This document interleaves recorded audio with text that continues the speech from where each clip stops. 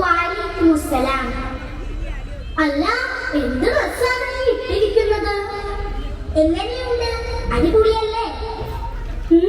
അടിപൊളി. ഔറത്ത് മറക്കാത്ത ഡ്രസ് ധരിച്ചിട്ട് എന്ത് കാര്യം?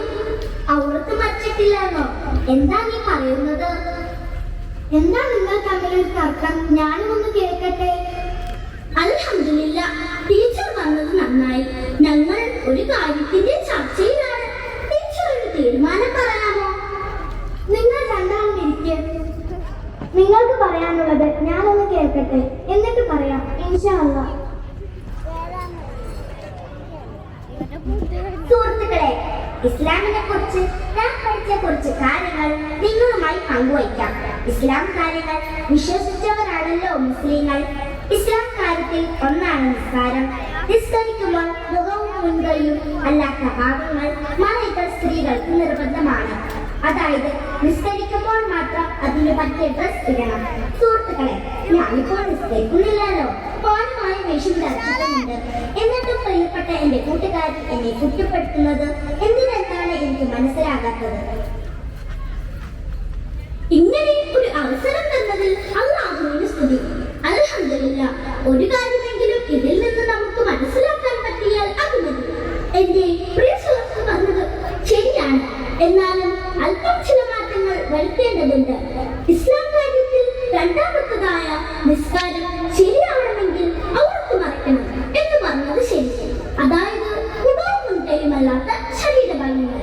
എന്നാൽ അത് നിസ്കാരത്തിൽ മാത്രമാണെന്ന് എന്റെ സുഹൃത്തിന് എവിടെ നിന്ന് കിട്ടി എന്ന് മനസ്സിലാകുന്നില്ല. അതുപോലെ മാന്യമായ വേഷം ധരിച്ചിട്ടും കുറ്റപ്പെടുത്തി എന്ന് പറയുന്നു. മാന്യമായ വേഷം കൊണ്ട് ഉദ്ദേശിക്കുന്നത് എന്തെന്ന് അത് മനസ്സിലാക്കി തന്നാൽ നന്നായിരുന്നു. മുടിയും കൈകാലുകളും കാണിച്ച് ടൈറ്റായ ഡ്രസ് ഇട്ട് നടക്കലാണ് വസ്ത്രധാരണത്തിലെ മാന്യത. നഗ്നത മറയുന്ന വസ്ത്രം ഞാൻ ധരിച്ചിട്ടുണ്ട്. അല്ലാതെ എന്താണ് വേണ്ടത്? നിസ്കാരക്കുപ്പായം ഇട്ടോണ്ട് ഷോപ്പിംഗും മറ്റു വിവാഹ ഫംഗ്ഷനും പോകണമെന്നാണോ? അല്ലാഹു ഭംഗിയുള്ളവരും ഭംഗിയെ ഇഷ്ടപ്പെടുന്നവരും ആണെന്നല്ലേ പ്രവാചകൻ പറഞ്ഞത്? ഭംഗിയായി വേഷം ധരിക്കണമെങ്കിൽ ഇതൊക്കെ ഇന്നത്തെ ഫാഷൻ. പിന്നെ ഞാനെന്ന് ധരിക്കണമെന്നത് എന്റെ സ്വാതന്ത്ര്യം, എന്റെ ഇഷ്ടം, എന്റെ വസ്ത്രം, അത് എന്റേത് മാത്രം. മറ്റാരും അത് ഇടപെടേണ്ടതില്ല. എന്റെ കൂട്ടുകാരി വളരെ വൈകാരികമായിരിക്കുന്നു.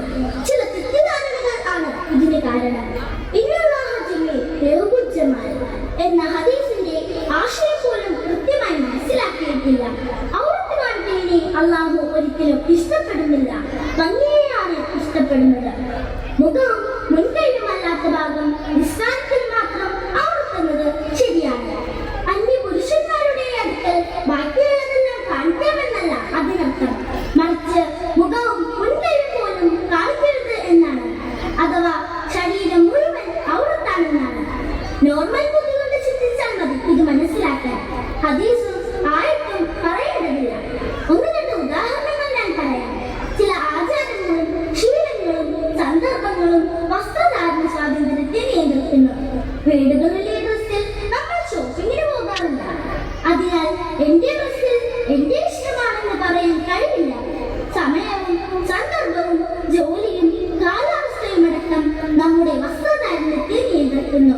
സൈനികന്റെയും ഡോക്ടറുടെയും അധ്യാപകന്റെയും വസ്ത്രങ്ങൾ വ്യത്യാസമുണ്ട്. ചൂടുകാലത്തും തണുപ്പുകാലത്തും വേറെ വേറെയാണ് ധരിക്കാറ്. കുട്ടികൾക്കും മുതിർന്നവർക്കും ഒരുപോലെയല്ല വസ്ത്രങ്ങൾ. ഇതെല്ലാം നമ്മുടെ വസ്ത്രധാരണത്തെ നിയന്ത്രിക്കുന്നു. ഡാൻസ് ഡ്രസ്സിൽ നമ്മളാരും കോളേജിൽ പോകാറില്ലല്ലോ. ഇനിയുമുണ്ട് ഒരുപാട്. ചുരുക്കത്തിൽ ആർക്കും വസ്ത്രധാരണത്തിൽ പൂർണ്ണ സ്വാതന്ത്ര്യം കിട്ടില്ല. പറഞ്ഞ കാര്യങ്ങൾ അതിന് തെളിവാണ്. മെഹർ പറഞ്ഞതാണ് അതിന്റെ ശരി. സ്വാതന്ത്ര്യമെന്നാൽ നമുക്ക് തോന്നിയ പോലെ പ്രവർത്തിക്കലും പറയലും നടക്കലുമല്ല.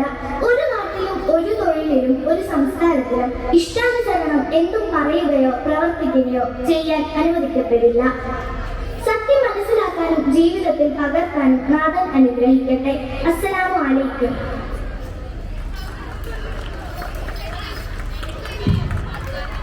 വസ്ത്രധാരണത്തിന്റെ മര്യാദ